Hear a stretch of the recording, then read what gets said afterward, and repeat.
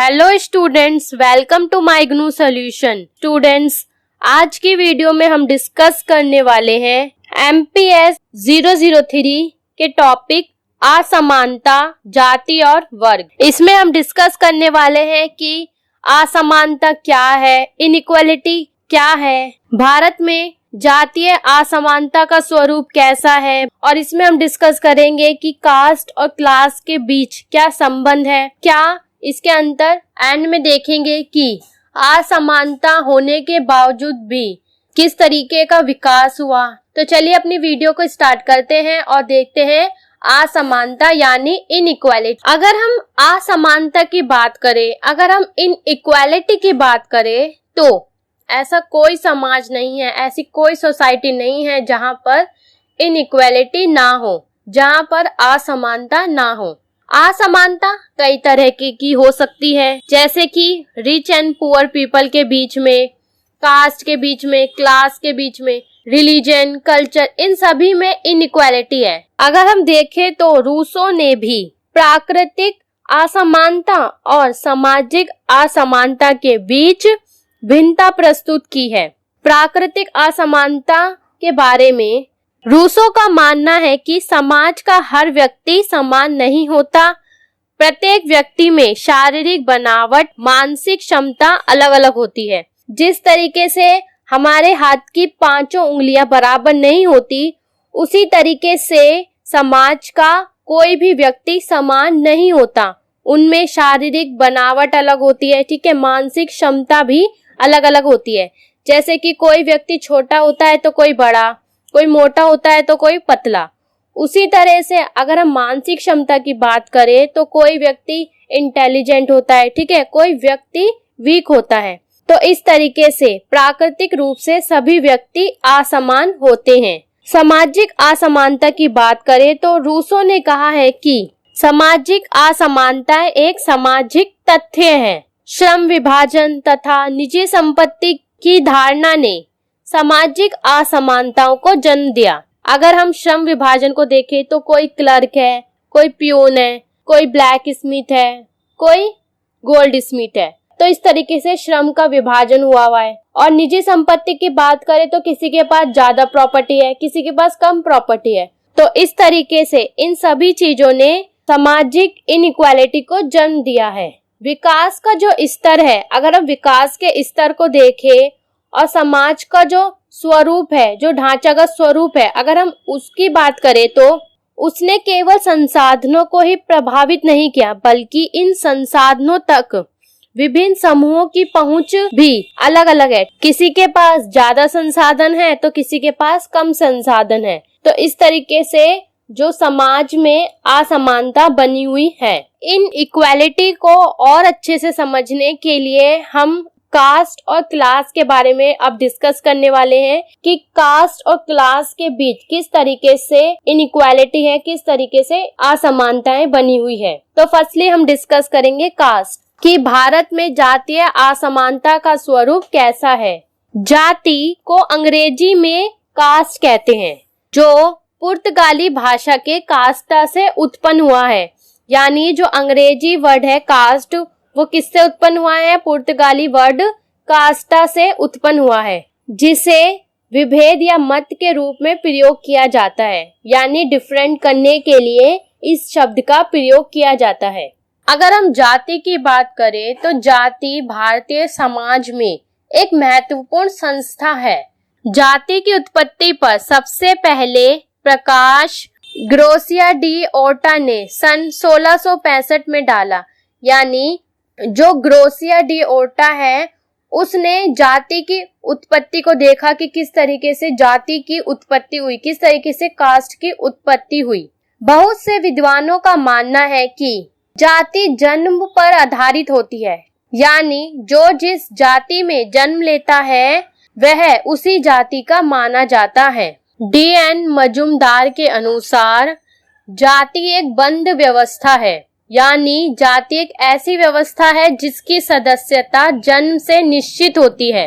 जाति के बाहर का कोई भी व्यक्ति इसका सदस्य नहीं बन सकता। यानी जो जिस जाति में जन्म लेता है वह व्यक्ति उसी का सदस्य होता है और कोई बाहर का जो व्यक्ति है वो उस कास्ट का सदस्य नहीं हो सकता है, वो उस कास्ट या उस जाति का सदस्य नहीं माना जाता। इसी तरीके से हॉबेल का कहना है कि अंतर्विवाह और आनुवांशिक पद के रूप में आनुवांशिक पद के द्वारा सामाजिक वर्गों को एक स्थायी और अपरिवर्तनीय रूप दे देना ही जाति है। यानी अंतर्विवाह यानी जो व्यक्ति जिस जाति में जन्म लेगा वह उसी जाति में विवाह करेगा, ठीक है। यानी बाहर के जाति से विवाह करना मना था। आनुवांशिक यानी जिस जाति के लोगों को जो पद मिला हुआ है उसके आने वाली नेक्स्ट पीढ़ी को भी वही पद मिले। तो इस तरीके से हॉबेल का कहना है कि सामाजिक वर्गों को, समाज में जो वर्ग है उसको स्थायी रूप दे देना चाहिए और एक ऐसा रूप दे देना चाहिए जिसमें किसी भी तरीके का परिवर्तन ना हो, उसी को जाति कहा जाता है। जाति के द्वारा समाज का स्तरीकरण होता है तथा समाज के प्रत्येक सदस्यों का अन्य सदस्यों, समूहों तथा जाति के संदर्भ में खंडात्मक विभाजन होता है। अगर हम प्राचीन समय में देखें तो हमारे यहाँ पर 4 प्रकार के वर्ण होते थे। ब्राह्मण हो गया, क्षत्रिय हो गया, वैश्य और शूद्र। इन सभी का काम अलग अलग होता था और सभी का समाज में जो स्टेटस है वो भी अलग अलग होता था। जो ब्राह्मण होते थे उनकी स्थिति काफी अच्छी होती थी और जो शूद्र होते थे यानी जो सबसे नीचे वाला जो वर्ण होता था उनकी जो स्थिति है वो बहुत ज्यादा दयनीय होती थी, बहुत ज्यादा बेकार होती थी और उनके साथ बुरा व्यवहार भी किया जाता था। तो इस तरीके से जो कास्ट सिस्टम है सोसाइटी में उसमें कई तरीके के अंतर देखे जा सकते हैं। समाज में कई प्रकार की जातियां होती थी, ठीक है, और उन्हीं के आधार पर उनका व्यवसाय भी अलग अलग होता था, उनका जो खान पान है वो भी अलग होता था। इसके अलावा सामाजिक, नागरिक और धार्मिक विवाह आदि अनेकानेक बातें नियंत्रित तथा संचालित होती थी। यानी जो ऊपरी जाति के लोग थे उनका व्यवसाय अलग होता था, उनका खान पान अच्छा होता था, ठीक है, वो अलग अलग चीजें खाते थे और जो विवाह है वो भी अपने ही जाति के लोगों से वो कर सकते थे, जाति के बाहर के लोगों से वो विवाह भी नहीं कर सकते। तो इस तरीके से काफी जो अंतर है वो ऊंची कास्ट नीची कास्ट के लोगों में बना रहता था। जो निचली कास्ट के लोग होते थे उन्हें गांव से अलग रखा जाता था। जो अपर कास्ट के लोग होते थे वो निम्न जाति के लोगों के साथ भेदभाव करते थे, उनको छूना भी पाप समझा जाता था, उनके साथ बुरा व्यवहार किया जाता था। निम्न जाति के लोगों के साथ आर्थिक व सामाजिक बहिष्कार होता था। यह ना ही ऊंची जाति के इलाकों में जा सकते थे और ना ही उनके साथ किसी भी तरह का संबंध बना सकते थे, किसी भी तरीके का रिलेशनशिप बनाना उनके लिए मना था। केटकर ने सामाजिक समूह के रूप में जाति की 2 विशेषताएं बताई है। पहली विशेषता यह है कि जाति की सदस्यता वंशानुगत सदस्यता होती है, ठीक है, जो जिस जाति में पैदा हुआ है वो उसी जाति का सदस्य होता है। दूसरी विशेषता यह है कि जाति के सदस्यों को सामाजिक नियम मानने होते हैं। अपनी जाति समूह के बाहर विवाह नहीं किया जा सकता, यानी जिस जाति के जो सामाजिक नियम है उन्हें उनको फॉलो करना पड़ता है, यानी वो किसी बाहर की जाति से विवाह भी नहीं कर सकते। तो ये 2 विशेषता जो है वो केटकर ने जाति के संदर्भ में बताई। अगर देखा जाए तो जाति एक मानवकृत है, यानी जाति मानव के द्वारा बनाई गई है, ठीक है। मानव ने ही लोगों को, मनुष्य ने ही स्वयं जाति का निर्माण किया और स्वयं को जाति के अकॉर्डिंग अलग अलग वर्गों में विभाजित किया, जैसे कि ब्राह्मण हो गए, क्षत्रिय हो गए, वैश्य और शूद्र। तो इस तरीके से जो जाति है वो मानवकृत है, जिसे मानव ने बनाया है, मनुष्य ने बनाया है। इस प्रकार कास्ट जो है वो काफी लॉन्ग टाइम से एक विवादग्रस्त मुद्दा बना हुआ है, जिसका समाधान करना आवश्यक है। जाति प्रथा के अनुसार लोगों को अपनी मनपसंद व्यवसाय चुनने का भी अधिकार नहीं था, यानी वो केवल अपनी जाति से रिलेटेड ही व्यवसाय करते थे। इसे एक बंद प्रणाली के रूप में देखा जाता है जिसमें पीढ़ी दर पीढ़ी एक समान व्यवसाय चलता रहता है। जाति भारतीय हिंदू सामाजिक व्यवस्था की कठोर प्रतिबंधित मापदंडों पर आधारित एक प्रमुख किंतु अत्यंत जटिल संस्था है। यानी जो कास्ट का जो कॉन्सेप्ट है वो हिंदू समाज में, हिंदू सोसाइटी में ज्यादा प्रचलित माना जाता है। हिंदू समाज को कास्ट पर आधारित माना जाता है जहां पर लोग विभिन्न जाति में बटे हुए हैं, जिसे अधिकांशतः एक आदर्श प्रकार के कठोर सामाजिक स्तरीकरण के रूप में प्रस्तुत किया गया है। कास्ट से ही कास्टिज्म बना। अब थोड़ा सा हम कास्टिज्म के बारे में भी देख लेते हैं कि कास्टिज्म है क्या। तो कास्ट से ही कास्टिज्म बना। तो इस प्रकार कास्टिज्म राजनीति में रूपांतरित जाति के प्रति एक निष्ठा है। जो कास्ट है उसके प्रति जातिवाद जो है वो एक राजनीतिक रूपांतरण है।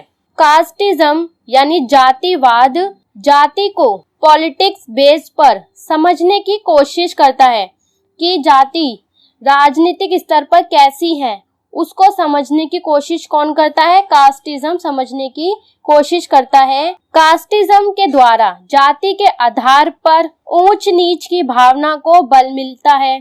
जैसे कुछ व्यक्तियों में चाहे वास्तविक योग्यता ना हो, फिर भी किसी जाति का विशेष होने के कारण उन्हें बहुधा लाभ प्राप्त हो जाता है। फॉर एग्जाम्पल, मान लो कि कोई व्यक्ति ब्राह्मण कास्ट से रिलेटेड है और उसमें किसी भी प्रकार की कोई एबिलिटी नहीं है, किसी प्रकार की कोई योग्यता नहीं है, लेकिन फिर भी उसे बहुत सारे लाभ प्राप्त हो जाते हैं। तो इस तरीके से कास्टिज्म जातिवाद ऊंच नीच की भावना को प्रोत्साहन देता है। यह एक ऐसी कठोर व्यवस्था है जिसमें कुल परंपरा द्वारा व्यक्ति के स्तर का निर्धारण होता है तथा जिसमें किसी भी प्रकार की सामाजिक गतिशीलता संभव नहीं है।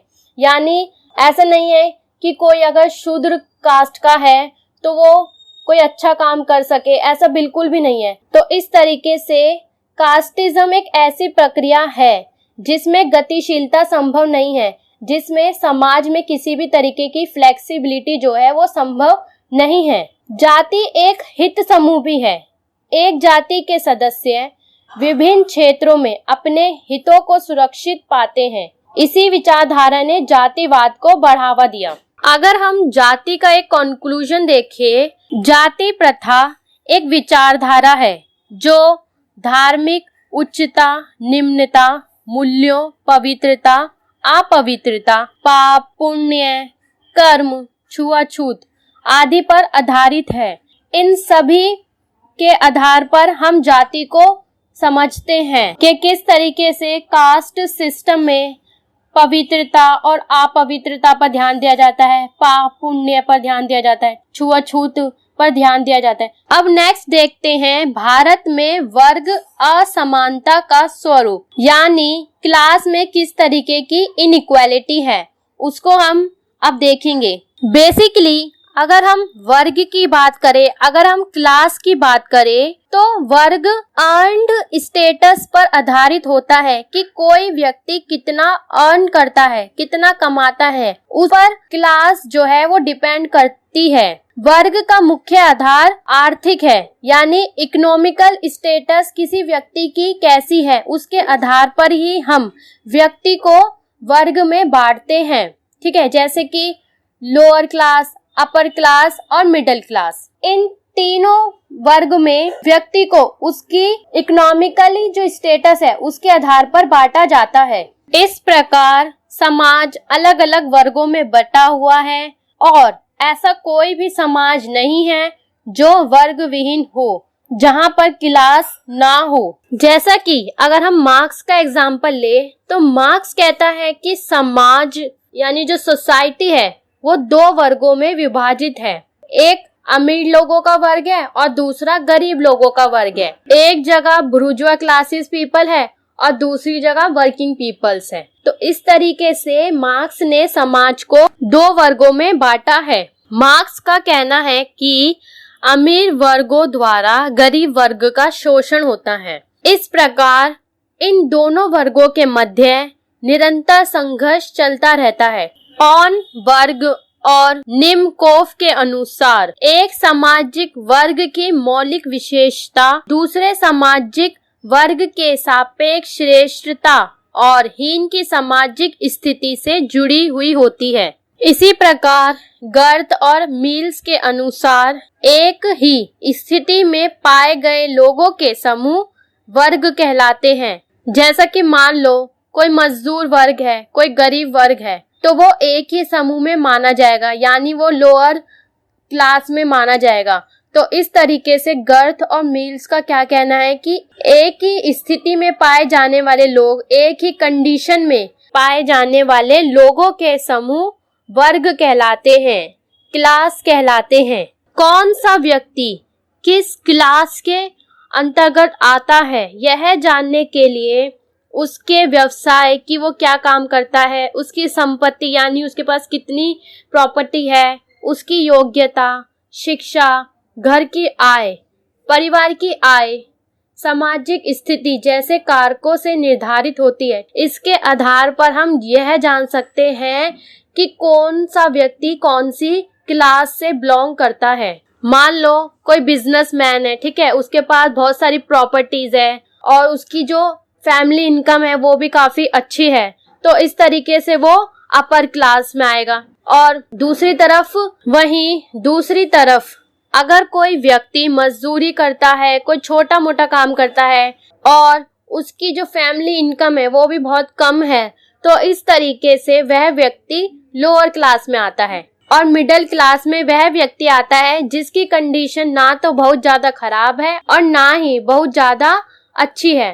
तो इस तरीके से उन लोगों का समूह किस में आ जाएगा, मिडिल क्लास में आ जाएगा। तो इस तरीके से ये सभी चीजें यानी व्यवसाय, शिक्षा, संपत्ति, योग्यता, ये सारी चीजें लोगों को वर्गों में विभाजित करती है। वर्ग को वंशानुगत संदर्भ में नहीं देखा जाता, यानी जो वर्ग है, जो क्लास है, वो हेरिडिटी पर बेस्ड नहीं है। तो इस तरीके से जो लोग हैं वो अपनी क्लास को चेंजेस भी कर सकते हैं मेहनत करके, हार्ड वर्क करके। जो लोअर क्लास के जो पीपल है वो अपनी स्थिति को, अपनी कंडीशन को हार्ड वर्क के द्वारा अच्छी कर सकते हैं, ठीक है। तो इस तरीके से वर्ग वंशानुगत पर आधारित नहीं है। अगर हम दूसरी तरफ अगर हम कास्ट को देखें तो कास्ट जो है वो वंशानुगत पर आधारित था, हेरिडिटी पर आधारित था, यानी जो जिस जाति में जन्म लेगा वह उसी जाति का व्यवसाय करेगा, ठीक है, उसे कोई और व्यवसाय चुनने का अधिकार नहीं था। लेकिन वर्ग में ऐसा नहीं है, वर्ग बिल्कुल ही फ्री है।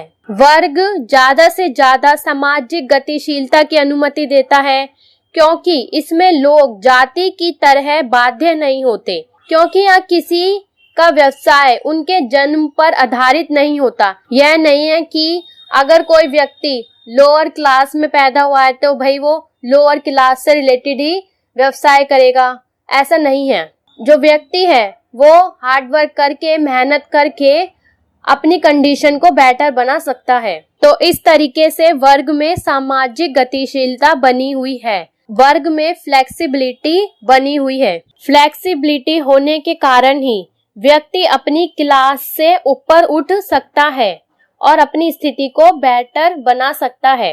वर्ग प्रणाली एक खुली प्रणाली है जिसमें दूसरे वर्गों के साथ सामूहिकीकरण करने के लिए ज्यादा से ज्यादा स्थान की अनुमति दी जाती है। खुली व्यवस्था होने के कारण कोई भी लोअर क्लास का व्यक्ति अपर क्लास के व्यक्ति के साथ रिलेशंस बना सकता है, ठीक है। तो इस तरीके से जो सामूहिकीकरण है जो है उसको वर्ग बढ़ावा देता है। वर्ग व्यवस्था में लोगों को सार्वजनिक चीजों का इस्तेमाल करने का भी अवसर मिलता है। ये नहीं है कि जो लोअर क्लास के जो पीपल्स है वो सार्वजनिक जगहों पर नहीं जा सकते या कुओं का या सिनेमा घर का प्रयोग नहीं कर सकते, ऐसा नहीं है। जो वर्ग है वो एक खुली प्रणाली है, समाज में वर्ग की दो श्रेणियां हैं। एक वर्ग ऐसा है जो बहुत ज्यादा शक्तिशाली है और एक वर्ग ऐसा है जो बिल्कुल शक्तिहीन है, जिसके पास शक्ति नहीं है। तो समाज इन दो वर्गों में बटा हुआ है, जिसके कारण वर्गों में संघर्ष की जो स्थिति है वो हमेशा बनी हुई रहती है। वेबर की थ्योरी को देखें तो वेबर ने वर्ग को आर्थिक क्षेत्र के संदर्भ में समझने की कोशिश की। उनके लिए वर्ग समूहों या समुदायों से अलग है। वेबर ने वर्ग को कई अलग अलग श्रेणियों में विभाजित किया। मार्क्स ने वर्ग को दो श्रेणियों में विभाजित किया था, एक अमीर वर्ग और दूसरा गरीब वर्ग। लेकिन जो वेबर है उन्होंने वर्ग को चार भागों में डिवाइड किया। फर्स्ट है धनी वर्ग, सेकंड है प्रशासकीय वर्ग, थर्ड है छोटे व्यवसाय या आम दुकानदार और फोर्थ है मजदूर वर्ग।